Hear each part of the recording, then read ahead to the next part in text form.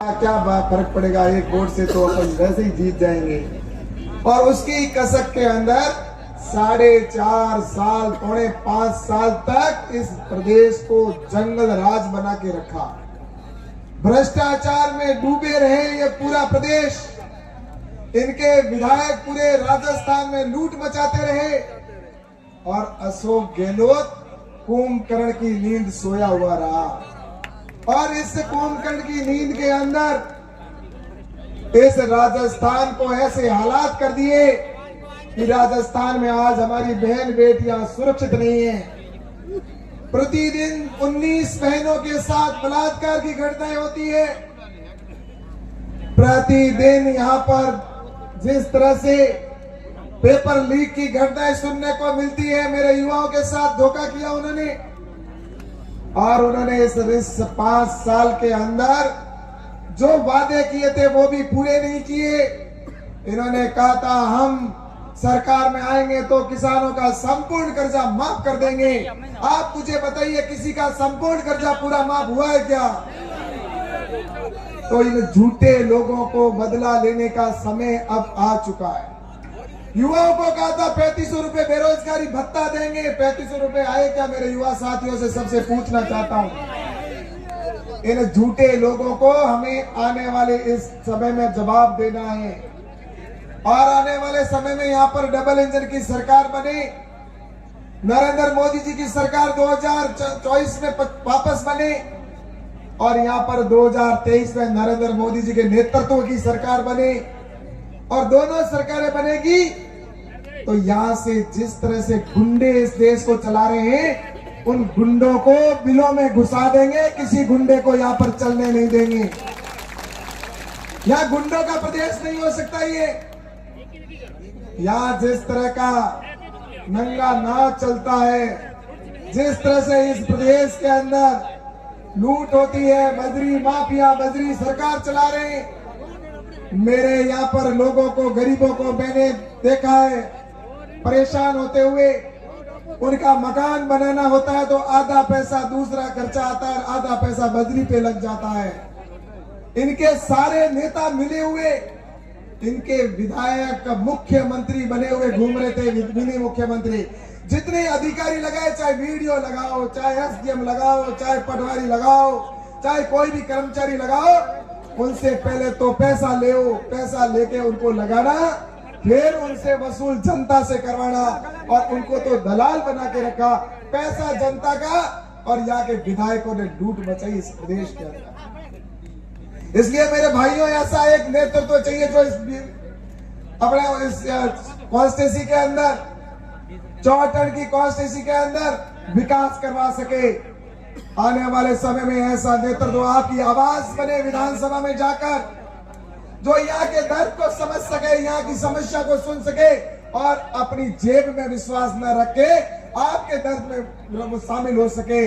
ऐसा नेतृत्व यहाँ पर चाहिए। और ऐसा नेतृत्व अगर कोई दे सकता है तो हमारे आदूराम जी मेघवाल हैं, जो यहाँ पर आपके बीच में सेवा करेंगे। मैं दावे के साथ में कहता हूँ, आदूराम जी मेघवाल के समर्थन में इतना आभार समूह जिस तरह से आया है, मैं दावे के साथ में कहता हूं कि आने वाले समय के अंदर हमारे क्षेत्र में किस तरह से पानी की समस्या तो उसका समाधान करवाया जाए।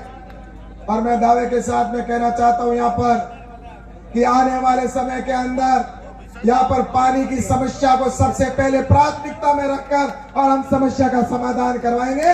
हमारी सबसे बड़ी समस्या पानी की है और पानी की समस्या अगले चुनाव में जब आदूराम जी आप आएंगे, आप जनता से खड़े होकर वादा करिए, जिस तरह से मैंने बाईतू में वादा किया था कि अगर मैं जनता को मीठा पानी नहीं पिला सका तो मैं दोबारा आपके सामने वोट मांगने नहीं आऊंगा। और मैंने बाईतू की जनता को पानी पिलाया था, हर पंचायत में पानी पहुंचाया था मीठा। उसके बाद में मैं जनता के बीच में दोबारा वोट मांगने गया था। आप भी खड़े होकर जनता से आज कहिए कि मैं अगर आपके सामने मीठे पानी का सभी के घर पर पहुंचा नहीं पाया, टूटी या मीठा पानी, तो मैं आपके सामने वोट मांगने नहीं आऊंगा। ये अगर संकल्प लेंगे, आप जाएंगे तो ये जनता आशीर्वाद देकर भेजेगी। और उनके बहनों का वो घड़ा है जिसके लिए वो पानी के लिए परेशान होती है, वो ही बहनें आपको इतना आशीर्वाद देगी कि अगली बार आपको जनता के सामने वोट मांगने की जरूरत नहीं पड़ेगी। ये जनता आपको आशीर्वाद देकर भेजेगी। इसलिए मैं आपसे कहना चाहता हूं, जो कहना है वो खुल के कहना, और नहीं कहना तो अब झूठ नहीं बोलना। झूठ मूठ की बोलने का काम कांग्रेस का 60 साल तक झूठ बोलते रहे। इन्होंने 60 साल तक असत्य बोला, लेकिन नरेंद्र मोदी जी जो कहते हैं वो करते हैं। आपने देखा, उन्होंने कहा कि घर घर लाइट पहुंचाना, तो सबके घर पर लाइट पहुंचाने का संकल्प लिया, उन्होंने पूरा करने का काम किया।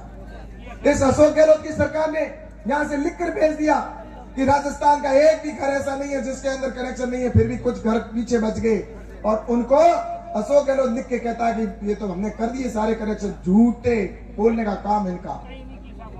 इसलिए मैं आपसे कहना चाहता हूं कि इस अशोक गहलोत की सरकार ने जिस तरह से झूठ बोलने का रिकॉर्ड बनाया है, हमें इस पश्चिमी राजस्थान, ये बॉर्डर का जिला है, हम इस सीमावर्ती क्षेत्र में रहते हैं, और ये सीमावर्ती क्षेत्र जिसको सुरक्षित रखने की जिम्मेवारी भारत के प्रत्येक नागरिक की होती है, और हमें गर्व है कि हम इस बॉर्डर के रहने वाले देश की सुरक्षा करने के लिए जहां देश के सिपाही बॉर्डर के ऊपर खड़े रहते हैं, तो उनके साथ कंधे से कंधा मिलाकर यहाँ का प्रत्येक नागरिक भी खड़ा रहता है इस भारत माता के लिए। जब भी ऐसा अवसर आया तो युद्ध करने के लिए भी उनके साथ खड़े रहे।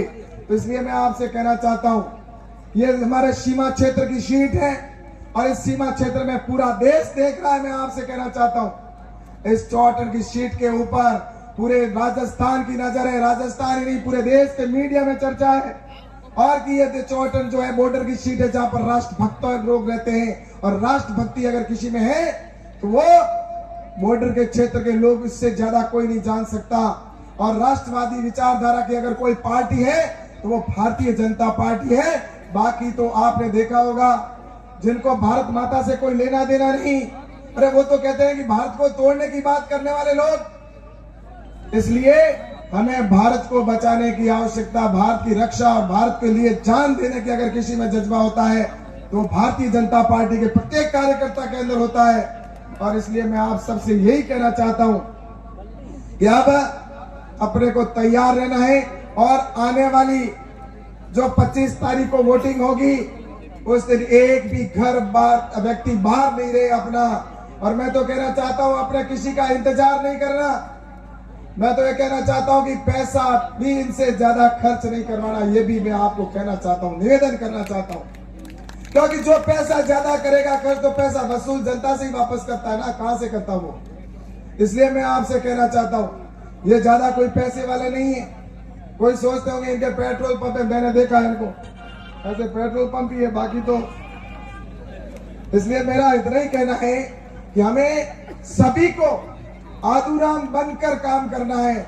हम सभी विधायक बनकर काम करेंगे, और ये कहकर जाएंगे यहाँ से कि हम सब यहाँ पर खड़े होकर यहाँ पर मैं आपसे कहना चाहता हूँ कि आप दोनों हाथ खड़े करके आदूराम जी को आशीर्वाद दें कि आदूराम जी आप आगे बढ़ो, हम आपके साथ हैं। आप सब मीडिया से भी कहना चाहता हूँ, जिस तरह से आज एक बार पुनः करो सभी को, सभी से कहना चाहता हूँ। अब मीडिया वाले उधर देखिए, पूरा आशीर्वाद सबने दिया है, तो ये आशीर्वाद आदूराम जी अब आपको